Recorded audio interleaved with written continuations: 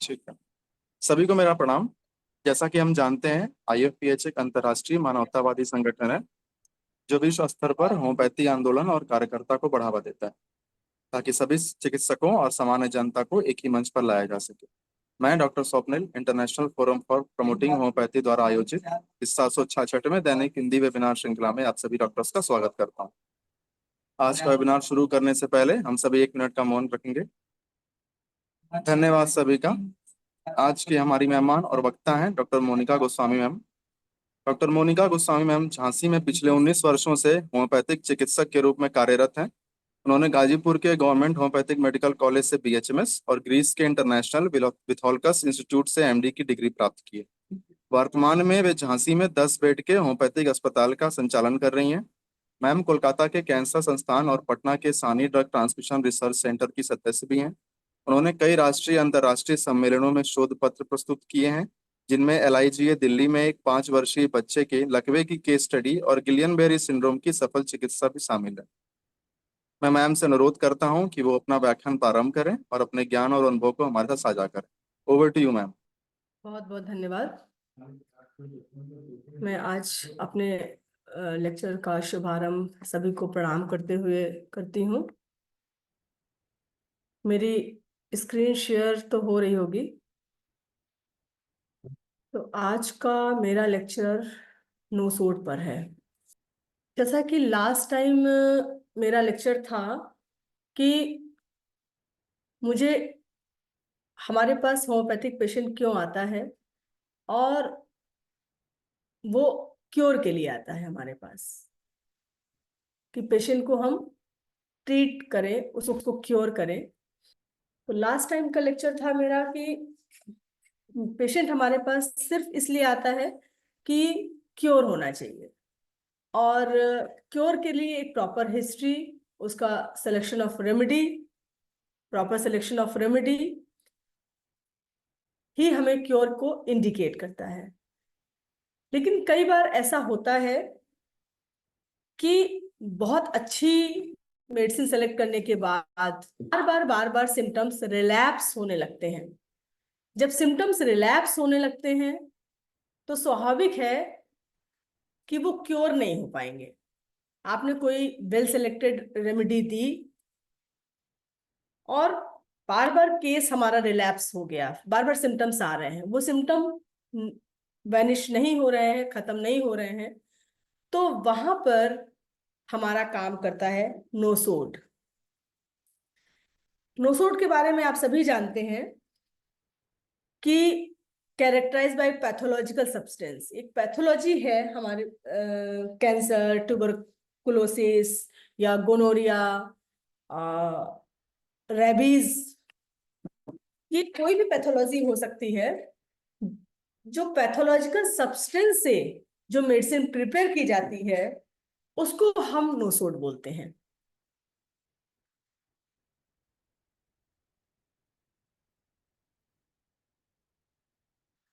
Nosode का homeopathic treatment में बहुत ही इंपॉर्टेंट रोल है, खासकर क्रॉनिक केसेस, जहां पर केसेस ठीक नहीं हो रहे हैं, वहां पर नोसोड के बिना हम किसी भी केस को क्योर नहीं कर सकते।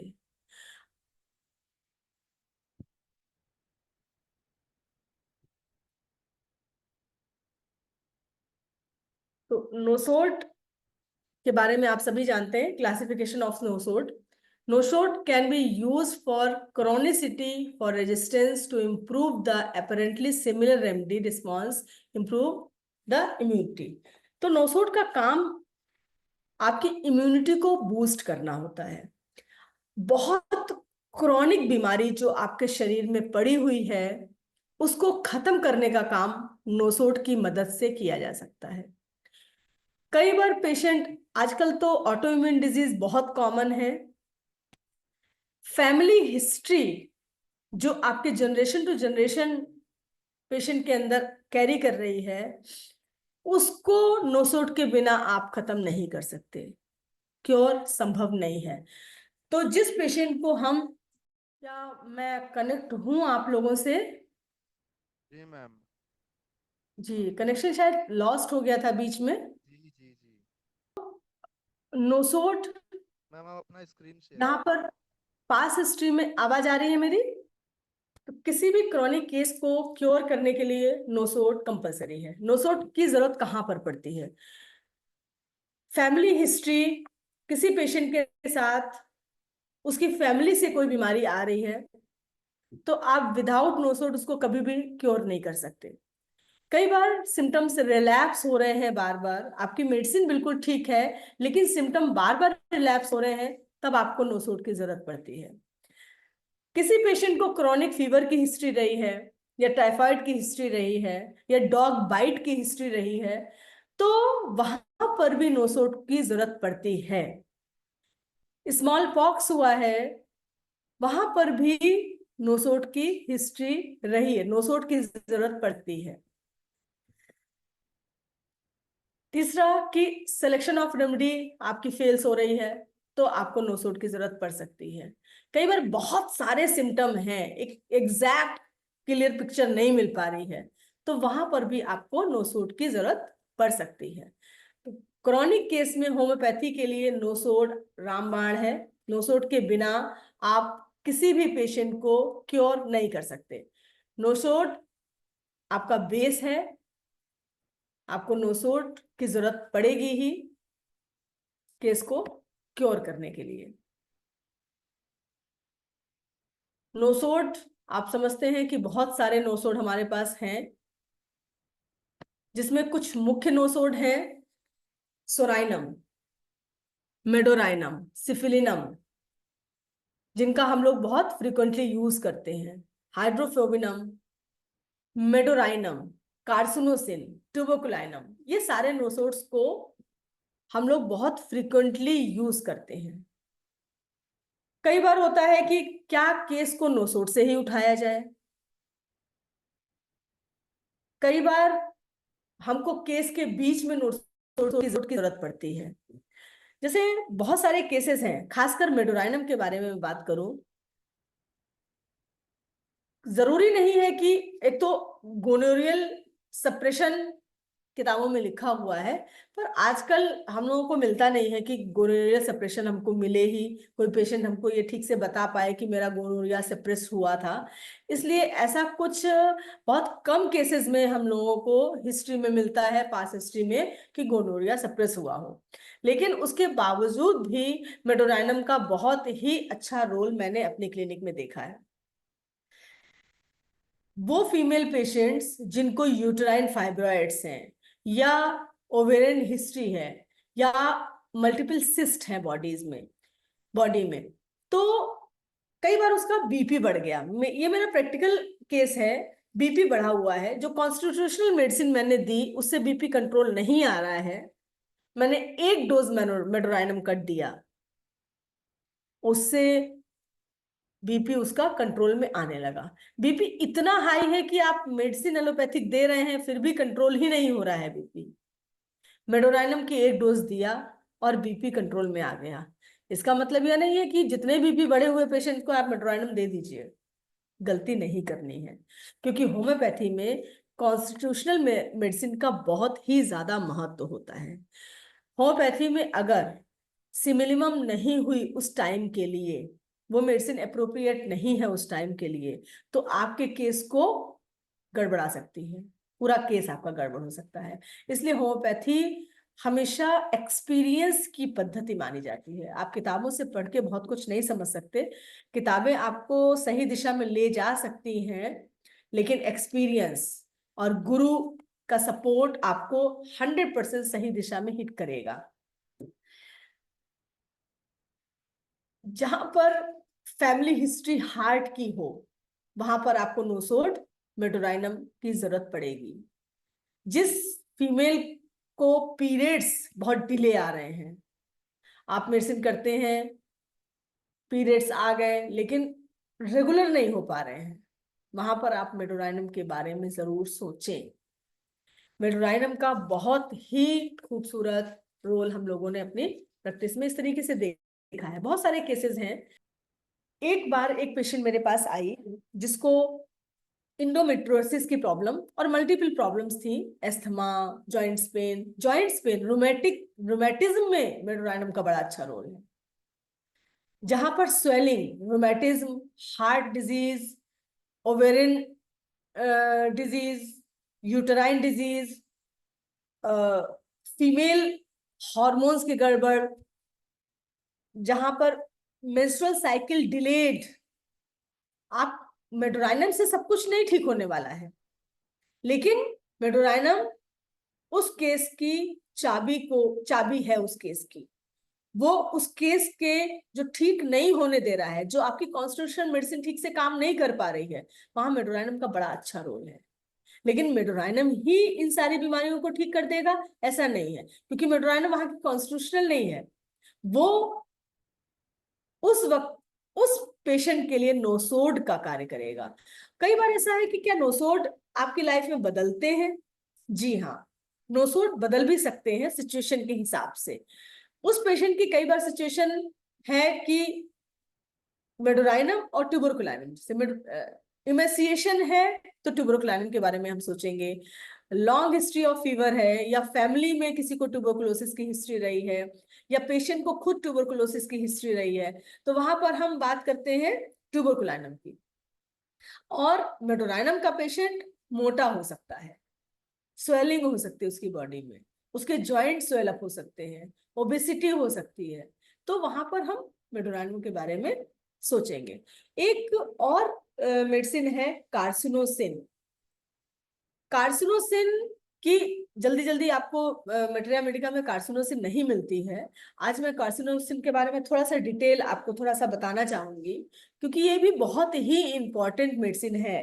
Carcinosin, family history of cancer, या कार्सिनोसिन का पेशेंट किस टाइप का होता है, क्या होता है कार्सिनोसिन का पेशेंट?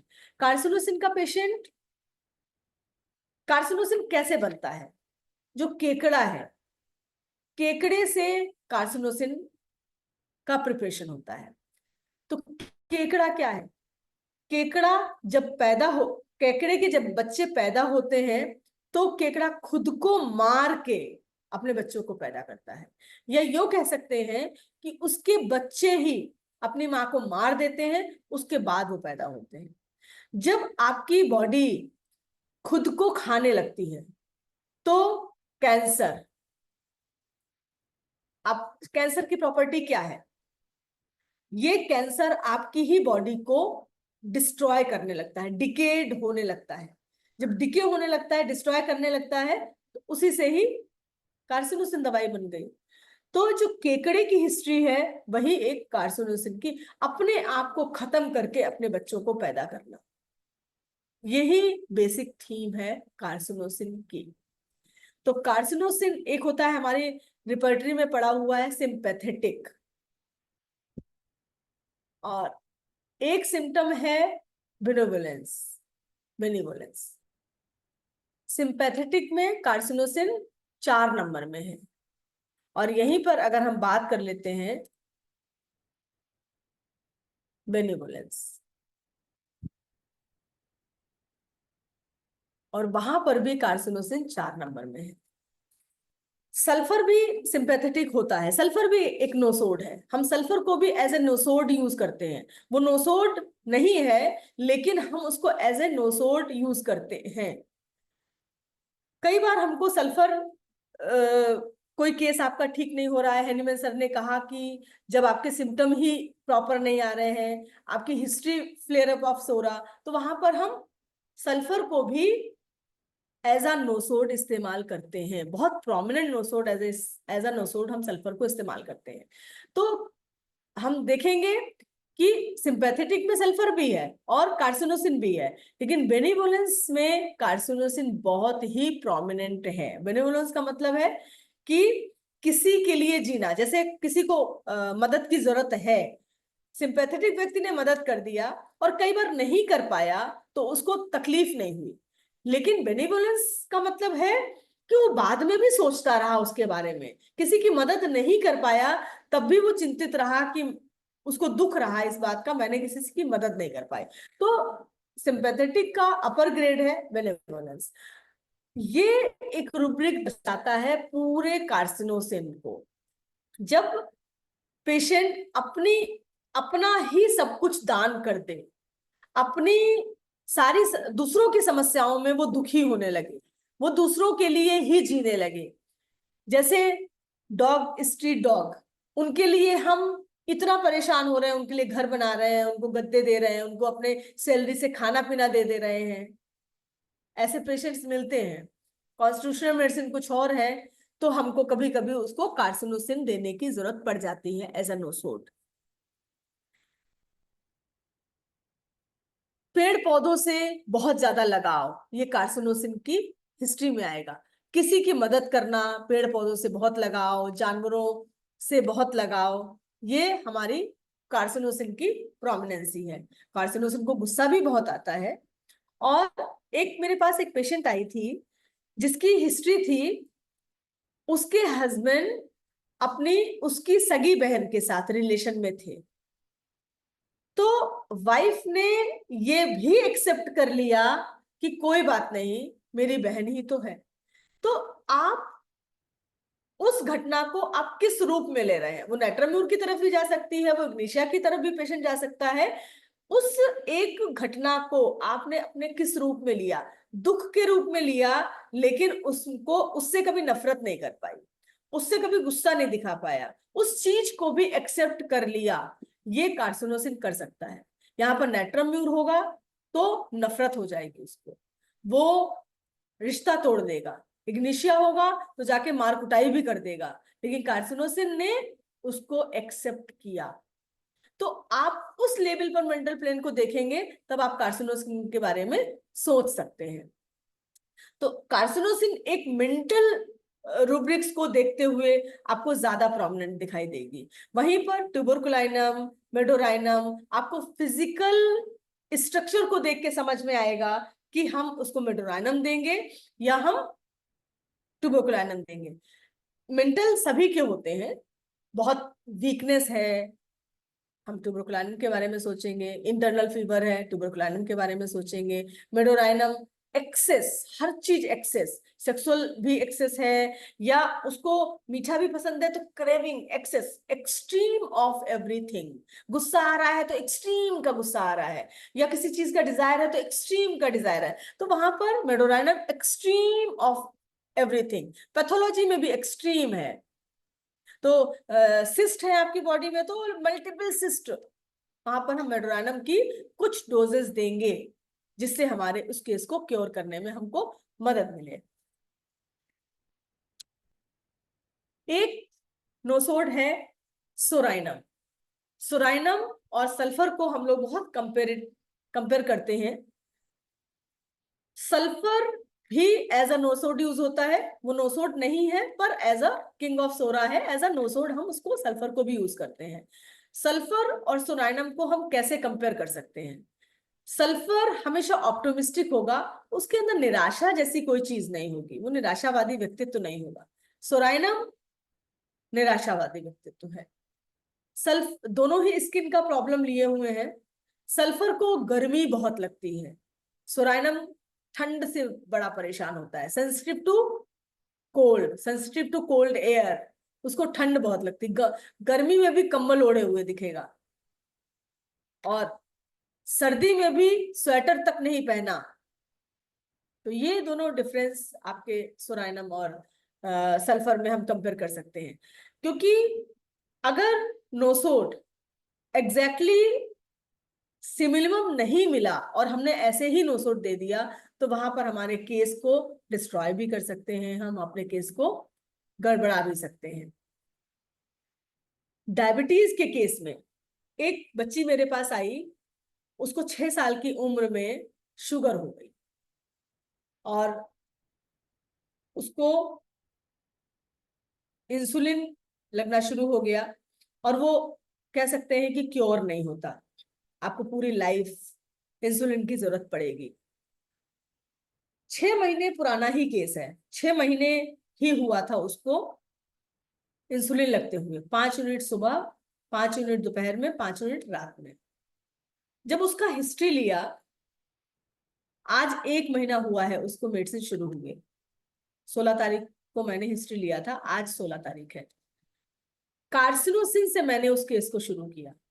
मुझे लगा कि रेमेडी का चुनाव करते समय और रेमेडी को देते समय ये तय होना चाहिए कि किस मेडिसिन की पिक्चर ज्यादा एग्जैक्ट है। आपको लगेगा उस समय कि 2-3 मेडिसिन आ रही हैं, ये ज्यादा प्रोमिनेंट है या ये ज्यादा प्रोमिनेंट है, तो किस मेडिसिन का प्रोमिनेंसी सबसे ज्यादा है वो वही देना है। वहां पर कैलकेरिया भी आ रही थी, बेलाडोना भी थी और मेडिसिन कई आ रही थी, लेकिन मैंने कार्सिनोसिन दिया शायद इस बात पे कि बहुत कंप्रोमाइजिंग लड़की है, भाई बहनों के बीच में कंप्रोमाइज कर लेती है और सबका ख्याल रखती है। मैंने उसका कार्सिनोसिन दिया और बिलीव नहीं करेंगे, 16 तारीख को मैंने हिस्ट्री ली, 17 छोड़ के 18 से उसका इंसुलिन कम होने लगा। उसका इंसुलिन कम होने लगा तो उसकी डोजिंग भी कम होने लगी। 15 दिन के अंदर हम लोग 1 यूनिट पर आ गए। कार्सिनोसिन, कोई स्ट्रोक नहीं किया, मैं ट्रांसमिशन करती हूँ, उसका बाल लगाया और मैंने कोई स्ट्रोक नहीं किया उसको। अभी भी दवाई जैसे चल रही थी वैसे ही चल रही है। और अब कभी कभी 1 यूनिट देना पड़ता है और कभी कभी बिना किसी यूनिट के पेशेंट चल रहा है, मतलब नो नीड ऑफ इंसुलिन। तो कार्सिनोसिन की ये ताकत है। और कार्सिनोसिन देने के पीछे एक ही सिम्टम था कि बहुत केयरिंग थी, सबका ख्याल रखने वाली, कोई बीमार हो जाए तो उसकी सेवा करने वाली, किचन में 6 साल की बच्ची 7 साल की बच्ची किचन में मम्मी के साथ मदद करने वाली, अपने दादी का ख्याल रखने वाली, अपनी माँ का ख्याल रखने वाली। तो मैंने कार्सिनोसिन के बारे में सोचा और कार्सिनोसिन ने गजब का काम किया। मैंने बीपी के केस में, ब्लड प्रेशर के केस में कार्सिनोसिन का जबरदस्त रोल देखा है। सॉरी, मेडोराइनम का जबरदस्त रोल देखा है।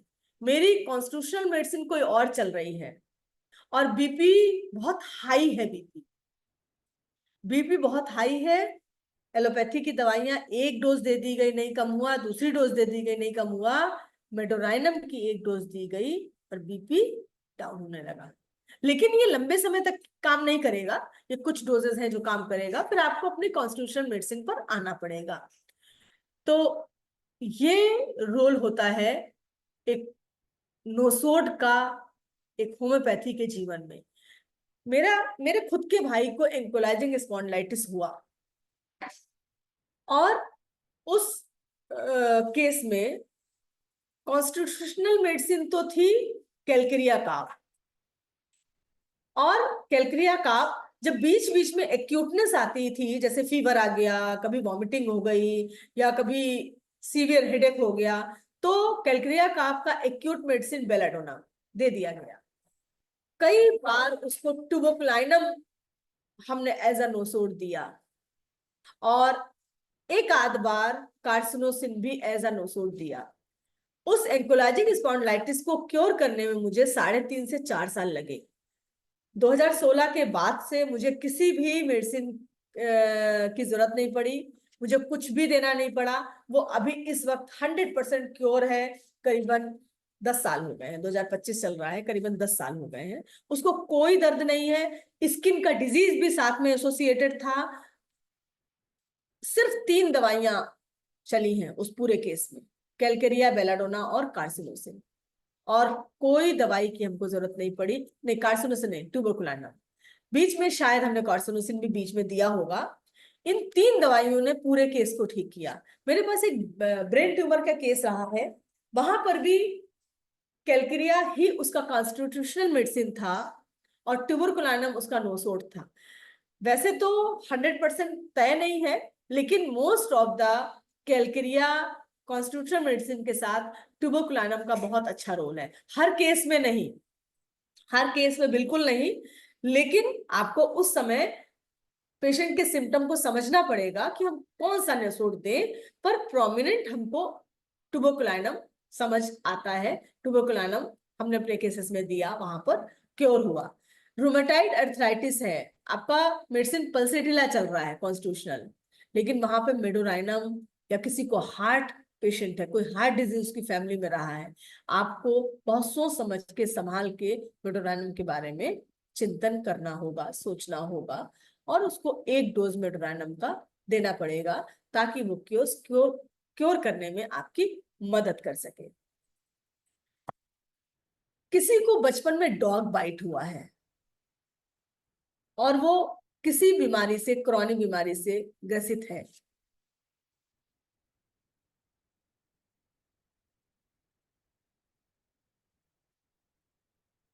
तो हमको वहां पर लाइसिन की डोज भी देनी पड़ेगी।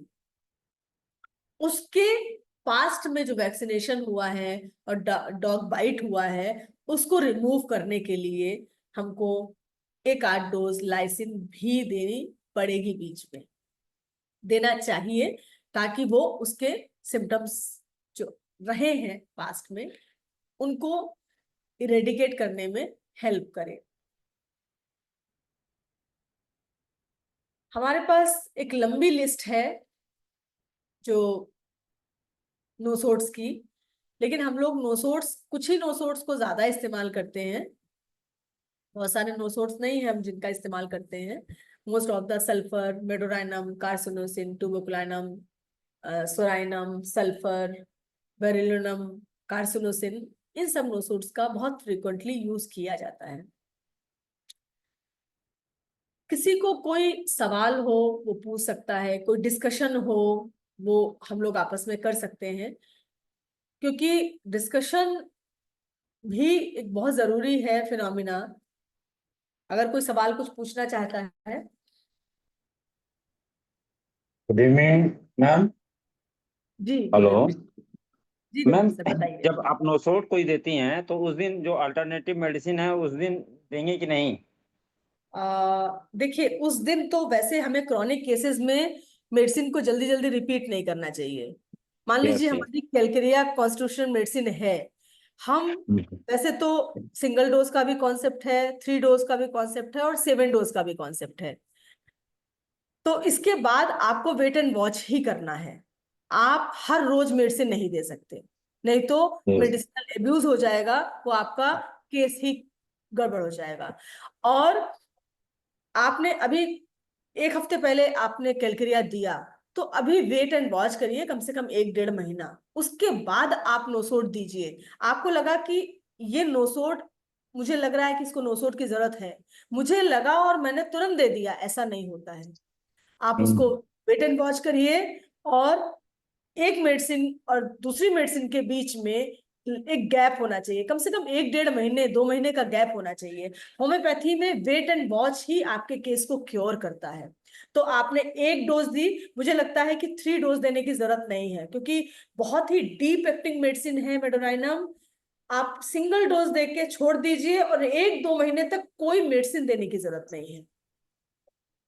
जैसे मैंने 1 महीने पहले पेशेंट को कार्सिनोसिन दिया, और कार्सिनोसिन देने के बाद उसका डाउन हो रहा है शुगर, तो इंसुलिन भी खत्म हो रही, बीच बीच में उसको इंसुलिन 1 की बजाय 2 देनी पड़ी या 3 देनी पड़ी। मैंने कोई स्टॉप नहीं किया, मैंने कोई रिपीटेशन ऑफ डोज नहीं किया, क्योंकि सिम्टम्स बीच बीच में अपने आप आते हैं और अपने आप ही सबसाइड भी कर जाते हैं। तो अगर हम उसको डोज दे देंगे तो वो गड़बड़ हो जाएगा, वो आपके मेडिसिन को के जो फ्लो है, जैसे हम लोग आम भाषा में कहते हैं कि सांप जा रहा है, आप उसको छेड़ो मत, छेड़ दोगे नुकसान करेगा, उसको चुपचाप जाने दो। तो कई बार सिम्टम्स होम्योपैथी में आते हैं, हम उसको बिल्कुल नहीं छेड़ते हैं, वो चुपचाप आए और अपने से चले जाते हैं, हम एंजाइटी बस उसमें रिपीट कर देते हैं, वो छेड़ा छाड़ी, सांप को छेड़ दिया तो अब आपको डसे बिना छोड़ेगा नहीं। तो इस वजह से हमको एक मेडिसिन से दूसरी मेडिसिन के गैप अच्छा खासा होना चाहिए, 1.5-2 महीने का गैप तो जरूर होना चाहिए। बहुत ज्यादा कॉम्प्लिकेशंस है, ज्यादा प्रोमिनेंसी है, तो आप इसको जल्दी भी दे सकते हैं, और देने के बाद भी आपके अंदर पेशेंस होना चाहिए कि 15 दिन का, 20 दिन का आप वेट एंड वॉच कर सकें, धैर्य रखना पड़ता है। Okay, thank you ma'am.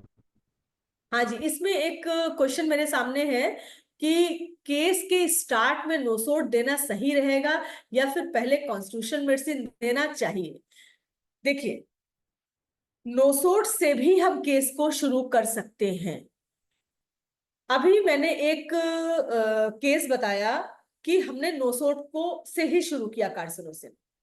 हो सकता है, देखिए ये अब कॉन्स्टिट्यूशनल मेडिसिन क्या है? कॉन्स्टिट्यूशनल मेडिसिन कभी नहीं बदलती या वक्त के साथ बदल जाती है, बड़े सवाल हैं। एक व्यक्ति पूरे जीवन एक ही पर्सनालिटी में नहीं रहता, उस समय के लिए वही उसकी कॉन्स्टिट्यूशनल मेडिसिन है। हम नोसोड से भी अपने केसेस को शुरू कर सकते हैं, हम मेडोराइनम से भी अपने केसेस को शुरू कर सकते हैं, हम कार्सिनोसिन से भी अपने केसेस को शुरू कर सकते हैं। अगर उस वक्त सिमिलियम ट्यूबरकुलाइनम आ रही है तो हम उस केस को ट्यूबरकुलाइनम से भी शुरू कर सकते हैं। तो केस हम सल्फर से अक्सर अपने केसेस शुरू करते हैं। जैसे मैं आपको एक केस बताती हूं कि मेरे पास में एक बच्चा आया जो पैदा हुआ तभी से उसको उल्टी और दस्त की प्रॉब्लम थी। दिन भर में 8-8 10-10 दस्त होते थे, इतना ज्यादा क्वांटिटी में कि घर वाले भी डर जाते थे। तो एलोपैथिक कुछ नहीं चला, क्योंकि पेशेंट के घर वाले समझते थे कि एलोपैथी ज्यादा देंगे तो नुकसान करेगा। फिर होम्योपैथी ही हुआ शुरू। पेशेंट का कॉन्स्टिट्यूशन तो कैलक्रिया काफ जैसा था, लेकिन उसको सल्फर पहले दिया, सल्फर देने के बाद कैलक्रिया दिया, और कैलक्रिया 0/1 दिया, उससे कुछ खास आराम नहीं मिला। कॉन्फिडेंस था कि ये कैलक्रिया ही है, कैलक्रिया 2 दिया, फिर कैलक्रिया 3 दिया। जब 4 तक पहुंचे कैलक्रिया, तब उसका क्योर हो गया। आज बच्चा कुछ भी खा ले, बिल्कुल ठीक पॉटी, टाइट पॉटी, कोई लूज मोशन नहीं, कोई कुछ नहीं। तो यहां पर हमने नोसोड से शुरू किया। सल्फर को नोसोड नहीं कहेंगे, लेकिन sulphur as a nosode use करते हैं हम, इसलिए हम सल्फर नोसोड से भी अपने केसेस को शुरू कर सकते हैं। शर्त है कि उस समय इंडिकेटेड दिखना चाहिए, उस समय उसका कॉन्स्टिट्यूशन नहीं कहेंगे, इंडिविजुअलाइजेशन होना चाहिए, वहां पर उसकी क्लियर कट पिक्चर आनी चाहिए नोसोड की, तभी आप उसको दे सकते हैं। एक और सवाल है कि अभी आप चाइल्ड केस में सिर्फ कार्सिनोसिन ही दे रहे हैं या साथ मैं सिर्फ कार्सिनोसिन दे रही हूँ, मैं दूसरी मेडिसिन का चुनाव नहीं करती हूँ। हम ये अपने आप में भ्रम पाल लेते हैं कि हमने तो एक समय में एक ही दवाई दी, सुबह कार्सिनोसिन दे दी, शाम को सल्फर दे दी। नहीं, आपने 2 दवाइयां दी। एक समय में एक दवाई का कॉन्सेप्ट है। मैंने हम इतने बड़े डॉक्टर हैं कि पूरी दुनिया की नजर होम्योपैथिक डॉक्टर पर है। ये जो पैंक्रियास से आप किसी का इंसुलिन छुड़वा सकते हैं, आप ही के अंदर इकलौती कैपेसिटी है, दुनिया में कोई और पद्धति नहीं है जो इंसुलिन छुड़वा सके, जो आपकी डायबिटीज को, पेशेंट की डायबिटीज को ठीक कर सके। सिर्फ ताकत आप में है। तो मैंने कार्सिनोसिन तो दी, एक ही डोज दी, मैंने दूसरी डोज अभी तक रिपीट नहीं करी है। ये मेडिसिन इतना डीप एक्टिंग है, लाइफ को इतना डीप एक्टिंग है, उसको रोज देंगे पेशेंट की इम्यूनिटी ध्वस्त हो जाएगी। आपको दे दिया, या आप सिंगल डोज दीजिए, या आप 3 डोज दीजिए, या आप 7 डोज की 1 डोज बनाइए। लेकिन 7 डोज की 1 डोज बनाने में आपको बहुत केयरफुल रहना पड़ता है। कई बार वो मेडिसिनल एग्रीवेशन हो जाता है, इसलिए आपके पेशेंट में टच में रहना, बहुत रिजिड प्रॉब्लम्स हैं, बहुत रिजिड ट्रबल है, तो आप हर 2 दिन या 3 दिन के रिपीटेशन के बाद पूछिए पेशेंट का हाल ठीक है। जब हाल ठीक है तब आगे की डोज रिपीट कराइए। अगर जैसे एक पेशेंट मेरे पास आई, एमएनडी का केस है, वो भी बचपन से ही उसको जुवेनाइल डायबिटीज है, इंसुलिन लेती है, और प्रेगनेंसी के दौरान उसको नर्वस सिस्टम का अटैक पड़ा, और वो धीरे धीरे धीरे धीरे इस समय चलने में असमर्थ है, बोलने में भी असमर्थ है, और उसके मुंह से आवाज नहीं निकलती है, बहुत देर से थोड़ी बहुत आवाज, कोई समझ नहीं पाता है। मुझे दवाई उसकी कॉन्स्टिट्यूशनल मेडिसिन लगी कि कॉस्टिकम, मैंने कॉस्टिकम दिया। मैंने उसको 7 डोज के लिए बोला कि आप इनको 1 डोज मैंने अपने क्लिनिक में पिलाया, और उससे 7 कप मेथड वाला फॉर्मूला मैंने अप्लाई किया। कप मेथड वाला आप लोग समझते होंगे कि हम अपनी बॉटल जो 0/1 लिया उसको 10 बार स्ट्रोक करते हैं, आधा कप पानी लेते हैं, 1 ढक्कन दवा हम आधे कप पानी में डालते हैं, 10 बार क्लॉकवाइज और 10 बार एंटी क्लॉकवाइज दे करके 1 चम्मच मिलाते हैं, बाकी सारी दवाई हटा देते हैं। ऐसा 7 डोज हम पर डे करते हैं। 1 डोज मैंने यहां पर दी, दूसरी डोज पेशेंट से बोला घर पे लेना। दूसरी डोज पेशेंट ने ली और शाम को मेरे पास कॉल आया कि उसको कमजोरी बहुत लग रही है। तो मैंने बोला कि अब दवाई मत देना, क्योंकि कमजोरी बहुत लग रही है, ये अच्छा सिम्टम नहीं है। मतलब कि ये दवाई या ओवरडोज कर रही है या ये मेडिसिन ही गलत है। ये डिसाइड उस समय तो नहीं हो पाएगा, वेट एंड वॉच करेंगे तब ये डिसाइड हो पाएगा कि कॉस्टिकम एक सही दवाई है उसके लिए या एक गलत दवाई है। हमने 2 डोज रिपीट करी, मैंने 7 डोज बोला था, लेकिन उसने बोला वीकनेस आई तो 2 ही खुराक ले पाई, तीसरी खुराक उसको नहीं दी, मना कर दिया और वेट एंड वॉच किया। जब वो पेशेंट 1 महीने बाद आई, आज वो बोल रही है, आज पूरा कन्वर्सेशन उसका सुनाई दिया मुझे, और वो आप उसकी पूरी आवाज सुन पाएंगे, पूरी आवाज उसको, आप उससे बात करेंगे तो पूरी बात उसकी सुनाई दे रही है, वो पूरी बात उसकी समझ में आ रही है।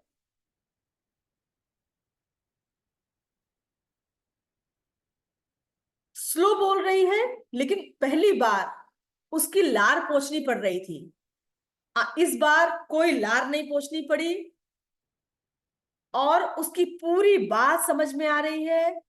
हर बात वो समझ उस माँ से बोल दिया कि आप नहीं बोलिए, हम उसकी बात समझने का प्रयास कर रहे हैं, उसकी पूरी बात समझ में आई। तो इसका मतलब क्या हुआ, कॉस्टिकम एक सही दवाई है, लेकिन रिपीटिशन ऑफ डोजेस अगर हम करते रहते तो ये और डाउन चली जाती।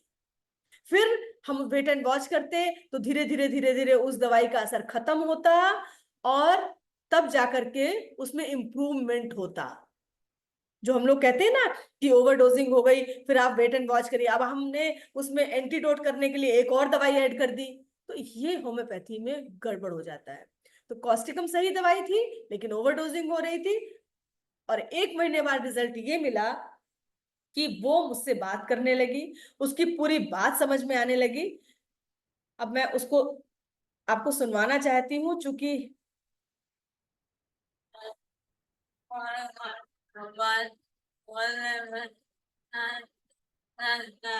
बोलने में थोड़ा सा टाइम लगता है। कोई वर्ड बहुत अच्छी, देखिए अपने कोई वर्ड बोलने में टाइम लगता है, पूरी बात समझा रही है, वो वर्ड आ जाता है, लेकिन मुंह से निकालने में कैसे बोले ये लगता है। ठीक है, राम राम जपती हो तो बोल के। ये पेशेंट पहले नहीं बोल पाता था, और कुछ भी बोलता भी था तो समझ नहीं आता था। तो अगर और किसी का सवाल, देखिए सवाल से सिर्फ पढ़ा देने से नहीं होता है, जब हमारे अंदर बहुत सारे कंफ्यूजन होते हैं और उनका जवाब मिलता है तो शायद उसका वैल्यू भी हो जाता है। और कोई जो अपना सवाल पूछना चाहता है, मुझे भी जवाब देने में क्लियर होगा। ठीक है कि आगे कंटिन्यू करिए, सवाल करेंगे तो लोग टाइप कर देंगे। जी जी, प्रणाम सर। जी सर। तो इस मैं कंटिन्यू करती हूँ इस बात से कि मेडोराइनम कोई हम थोड़ा सा डिटेल में पढ़ लेते हैं। मेडोराइनम के लिए लिखा गया है कि for the constitutional effect of maltreated and suppressed gonorrhoea, when the best selection remedy fail to relieve or permanently improved। इस समय मुझे अपने लाइफ में एक आध केस ही मिले होंगे जो सप्रेस्ड गोनोरिया के हों, मुझे हिस्ट्री में नहीं मिल पाया है कभी, लेकिन एक पेशेंट मेरे पास आई थी एड्स की। उसका कॉन्स्टिट्यूशनल मेडिसिन जब सिलेक्शन हुआ तो गोनोरिया का ही प्रॉब्लम था उसका, और जिसके साथ वो रिलेशन में थी उसका किसी और के साथ रिलेशन हुआ और वही वो कैरी करके लाया, जिससे दोनों एड्स पॉजिटिव हो गए। उसको मैंने सल्फर दिया। सल्फर क्यों दिया? उस समय की प्रोमिनेंसी सल्फर थी, और वो पेशेंट आज भी मेरे टच में है। मुश्किल से 6 महीने ट्रीटमेंट चला होगा उस पेशेंट का।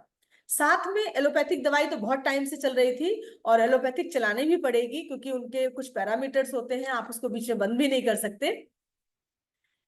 इस वक्त उसकी कोई मेडिसिन नहीं चल रही है एलोपैथिक, अभी वो प्रेगनेंसी में भी है, और जो भी टेस्टिंग हुई है सब नॉर्मल आ रही है।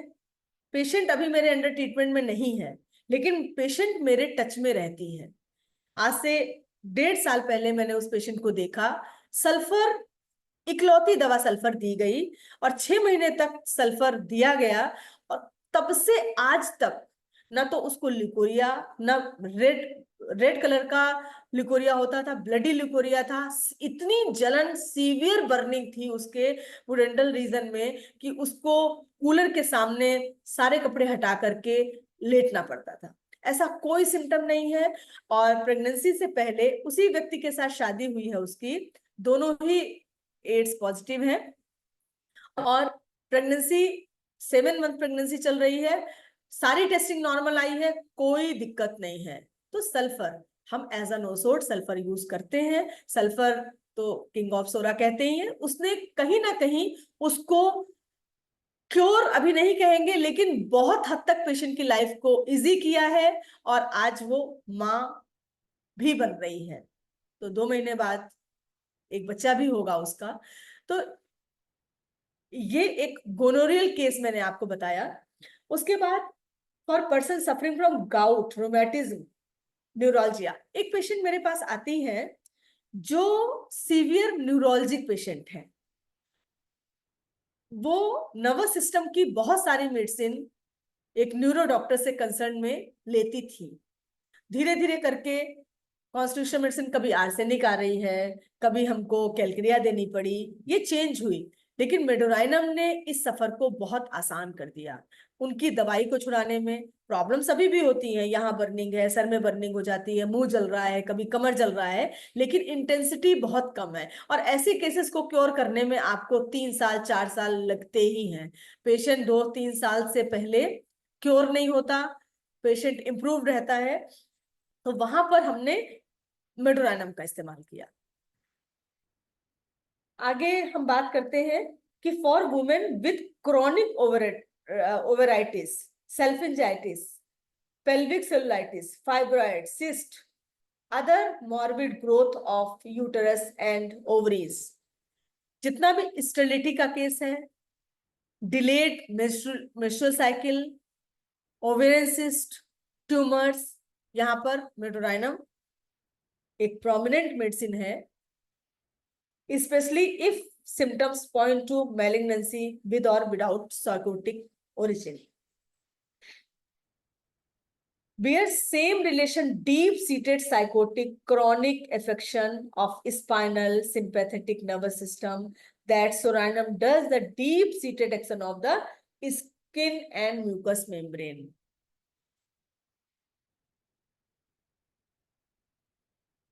King of psychosis, medorrhinum. साइकोसिस के केसेस में मेडोराइनम एक बहुत प्रोमिनेंट नोसोड है। साइकोसिस जितना भी रोमैटिज्म है,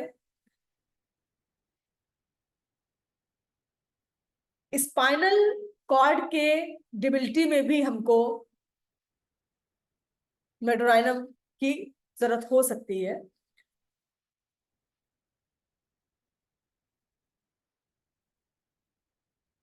नॉक्टर्नल इनोरेसिस, जो रात में बिस्तर पे पेशाब करने की आदत। मेरे पास एक पेशेंट आई, बच्ची थी करीबन 13 साल की, खूब सारे जुए थे उसके सर में, व्हाइट स्पॉट का प्रॉब्लम था, और बिस्तर पे पेशाब करती थी। मैंने उस केस को मेडोराइनम से स्टार्ट किया, 1 डोज ओरल मेडोराइनम दिया गया। उसके बाद व्हाइट स्पॉट में भी चेंज आया, बिस्तर पे पेशाब करना बंद हुआ, जुए बिल्कुल खत्म हो गए उसके सर से, मेडोराइनम का सिंगल डोज। और कुछ चेंजेस उसके व्हाइट स्पॉट में भी आए। तो ऐसे बहुत सारे केसेस हैं जहां पर हम इन सब चीजों को डिस्कस कर सकते हैं। और मैं अब सानी सर से थोड़ा सा रिक्वेस्ट करूंगी कि वो कुछ मेडोरानम पे हम लोगों को भी समझाएं, क्योंकि हम लोगों का ज्ञान बहुत छोटा है, तो थोड़ा सा हाँ, आशीर्वाद दो तीन क्वेश्चंस और आए हैं, उसको भी जी जवाब दे दीजिए। जी। डॉक्टर अनिल सिंह पूछ रहे हैं नोसोर्स पोटेंसी क्या देती हैं? हम लोग एलएम पोटेंसी यूज करते हैं, तो ज्यादातर 0/1, और जो मेंटली ज्यादा प्रोमिनेंट केसेस हैं या यूटेराइन रिजिडिटी के केस हैं, वहां पर हम लोग हायर पोटेंसी भी यूज करते हैं।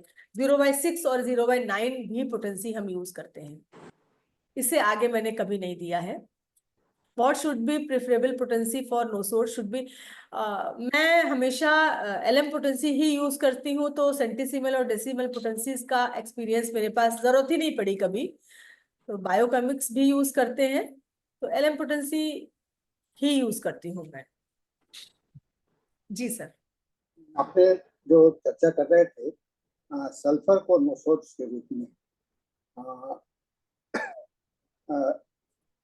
थ्योरेटिकली ये तो कहना सही नहीं होगा, लेकिन प्रैक्टिकली इसको माना जा सकता है, क्योंकि जो भी मेडिसिन नोसोर्स का डेफिनेशन बहुत ही वेग है। कल हम लोग बाउल नोसोर्स को देख रहे थे, डॉक्टर यश सोनी बाउल नोसोर्स पर चर्चा कर रहे थे, और आज इसी क्रम में आपने नोसोर्स का चर्चा किया है। तो नोसोर्स जो है तो एज ए, इसको कभी भी डॉक्टर हेनीमैन इसे दवा नहीं माना, और दवा का दर्जा इसे बहुत ही बाद में मिला है, क्योंकि डॉक्टर हेनीमैनियन प्रूविंग में आपको नोसोर्स नाम का कोई भी दवा आपका नहीं है, और बाद के दर्जन बाद के प्रूविंग्स में आपको बहुत सारे नोसोर्स आए और उसका एक्सेप्टेंस हुआ। आप रिपर्टरी यूज कर रही हैं, और अभी आपकी रिपर्टरी खुली हुई है, इसमें देखिए अभी नोसोर्स का रिप्रेजेंटेशन बहुत ज्यादा हो गया है, पहले नहीं। केंट के जी रिपर्टरी में नोसोर्स का रिप्रेजेंटेशन नहीं है, क्योंकि केंट के रिपर्टरी में नोसोर्स के लिए कोई वो प्राइमरी नॉलेज पर चल रहा था, अभी है। और दूसरा चीज की फर्स्ट मेडिकेशन एज ए नोसोर्स, ये भी संभव है, मैं भी इस बात से सहमत हूँ कि फर्स्ट मेडिसिन के रूप में है, क्योंकि एक symptoms conformity is more important then the any theory. Symptoms conformity होता है, कंफर्म करता है सिम्टम्स, तो उसका कोई भी सिम्टम्स कंफर्म करे तो किसी भी दवा का होगा, तो उसमें हम लोग कंफर्मेटी नोसोर्स का इस्तेमाल कर सकते हैं। इस चीज को हम लोगों को ध्यान में रखना चाहिए। और मैं देखता हूँ कि आपने जो केसेस को डिस्क्राइब किया है, थोड़ा सा इसको और भी डिटेल्स में बताना चाहिए था, डिटेल्स में, और आपने इसको चूंकि नोसोर्स को लेकर के एक्सप्लेन करने के लिए केस का यूटिलाइजेशन किया है, तो बहुत अच्छा है, आपने अच्छा प्रेजेंटेशन दिया है, मैं इस बात की प्रशंसा करना चाहूँगा। और साथ ही ये भी कहूँगा कि इस पे और भी शोध की जरूरत है नोसोर्स को समझने में, क्योंकि नोसोर्स का अध्ययन जितना भी आप करें वह कम पड़ता है ना, कम इस मामले में पड़ता है कि नोसोर्स को हम लोग अक्सर एक संदेहात्मक दृष्टिकोण से देखते हैं, है ना, सभी लोग संदेहात्मक दृष्टिकोण से देखते हैं, मैं आम धारणा की बात कर रहा हूँ। तो जब संदेह में कोई चीज को देखेंगे तो उसका एप्लीकेशन बहुत सही नहीं होगा। इसी बात अपने मेडोरिनम को गोनोरिया से रिलेट किया, तो आज के समय में गोनोरिया का जो केसेस आपको शायद ही कहीं मिलेगा, है ना, गोनोरिया के केसेस आपको आज के केसेस में नहीं मिलेंगे, लेकिन गोनोरियल लाइक, अब जब गोनोरिया को हटा दीजिए, गोनोरिया वर्ड को हटा दीजिए, उसके बाद भी गोनोरियल लाइक सिम्टम्स आपको दिखाई पड़ते हैं, क्योंकि डिजीज का ट्रांसफॉर्मेशन होता है। अब पहले गोनोरिया को अगर आप ऐसे मान लीजिए कि आज जिसको हम लोग गोनोरिया पहले बोला जाता था, वह आज के समय में उसको सेक्सुअली ट्रांसमिटेड डिजीज के अंदर लिया जाता है, सेक्सुअली ट्रांसमिटेड डिजीज। अब सेक्सुअली ट्रांसमिटेड डिजीज को चलाने के लिए कोई भी किसी को कुछ इन्फेक्शन हुआ तो इमीडिएटली वहाँ पर एंटीबायोटिक्स लेता है, तो वहाँ पर उसको कुछ पता ही नहीं चलता है कि वहाँ पर वह है। इसलिए इस बात को मानना कि नहीं है बैकग्राउंड में, ये इसी बात पर निर्भर करता है कि पेशेंट का टोटलिटी ऑफ द सिम्टम्स अगर मेडोरिनम की ओर कंफर्म कर रहा है, कार्सिनोसिन क्योर कंफर्म कर रहा है, तो वह आपको निश्चित रूप से उसके बैकग्राउंड में कहीं ना कहीं पर होगा। क्योंकि कोई भी चीज का जो सिम्टम्स का जो रिफ्लेक्शन है, सिम्टम्स का डेफिनेशन हम लोग कहते हैं कि outward reflections of the internal disorder, है ना। Outward reflection of the internal माने कि भीतर का जो गड़बड़ी है उसको बाहर में जो प्रत्यक्ष रूप से आप देखते हो उसको लक्षण कहते हैं। तो भीतर में गड़बड़ी चल रहा है तो उसको आप देख नहीं रहे हो, उसको लक्षण के रूप में आंक रहे हो। तो लेकिन रोग का नामकरण आप कुछ भी करते रहो वो नहीं, उसका कोई मायने नहीं रखता है। रोग का नामकरण कुछ भी होता रहेगा वो आपके लिए कोई हम लोगों के लिए खास करके मैं कहता हूँ होम्योपैथी के लिए इसका कोई भी खास अहमियत नहीं दिया जाता है। लेकिन आज के समय में जब आप रिपोर्टोरियल अप्रोच पे भी देख रहे हो तो बहुत सारे रूब्रिक्स जो हैं तो आपको नोसोड्स का ये डिजीज ओरिएंटेड नोसोड रूब्रिक्स है, जैसे डायबिटीज है, हाइपरटेंशन है, और इस तरह से सैकड़ों रूब्रिक्स आ गए हैं। कैंसर वर्ड तक इस्तेमाल किया जाता है और ये इस बात को इंडिकेट करता है कि हम होम्योपैथ के बीच में भी आज भी सिम्टम्स और डिजीज के बीच में लेकर के एक कॉन्फ्लिक्ट को चल रहा है। तो इस चीज को हम लोगों को कॉन्फ्लिक्ट को ध्यान में न रखते हुए बस पेशेंट के सामने में जो presenting complaints is more important, है ना, उसको ध्यान में रखना चाहिए प्रेजेंटिंग कंप्लेंट्स को, और उसको लेकर के आप चलेंगे तो बहुत कुछ सही होगा। उसको लेकर के चलेंगे तो आपके लिए ट्रीटमेंट का जो पहलू है वो आपके लिए बहुत ही इम्पोर्टेंट होगा। तो ये आज बहुत अच्छा आपका शेयरिंग रहा है और किसी ने कोई सवाल नहीं किया है और कोई किसी का नज़र नहीं आ रहा है। हम लोग का समय भी पूरा हो रहा है और नोट्स पर मैं चाहूँगा कि सभी लोग अध्ययन करें, अपने अनुभव को साझा करें, और हम लोगों का जो फोरम है उस पर भी आप उसको देख सकते हैं और फोरम में भी अपलोड कर सकते हैं। जो आप अपने अनुभव को देख रहे हैं वो साझा कर सकते हैं, जिससे कि वह हम लोग उसको डिस्कशंस के पार्ट में उसको लाया जा सके। तो एक इसके साथ में मैं यह सबको मैसेज देना चाहूँगा कि होम्योपैथी के साथ में साधना करना जरूरी होता है, चिंतन करना जरूरी होता है। लक्षण को समझने के पहले लक्षण को सोचना जरूरी होता है। केवल लक्षण को देख लिए दैट इज नॉट सिम्टम्स। मैं कभी भी बोला कि डॉक्टर साहब इस लक्षण के लिए कोई दवाई बताइए, मैं बोला कि मेरे को समझ में नहीं आता है। Until and unless I understand the symptoms, मैं जब तक उसको समझूंगा नहीं तब तक मैं उस लक्षण को लक्षण नहीं मानता। लक्षण को ही माना जा सकता है जिसमें स्टेबिलिटी हो, सस्टेनेंस हो, जिसके अंदर में एक कोई पेशेंट के लाइफ के साथ में उसका कोई रिलेशन हो।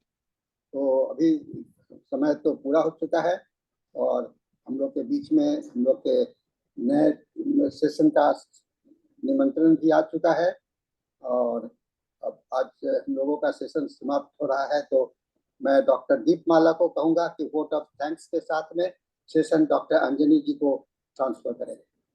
Doctor Deepmala ji, you are present here. Yes sir, yes sir. Thank you doctor Monika Goswami ma'am, आपका लेक्चर बहुत ही अच्छा रहा और बहुत ही नॉलेजफुल था। So thanks for coming ma'am. ऐसे ही आइए और अपना एक्सपीरियंस हम लोगों के साथ शेयर कीजिए।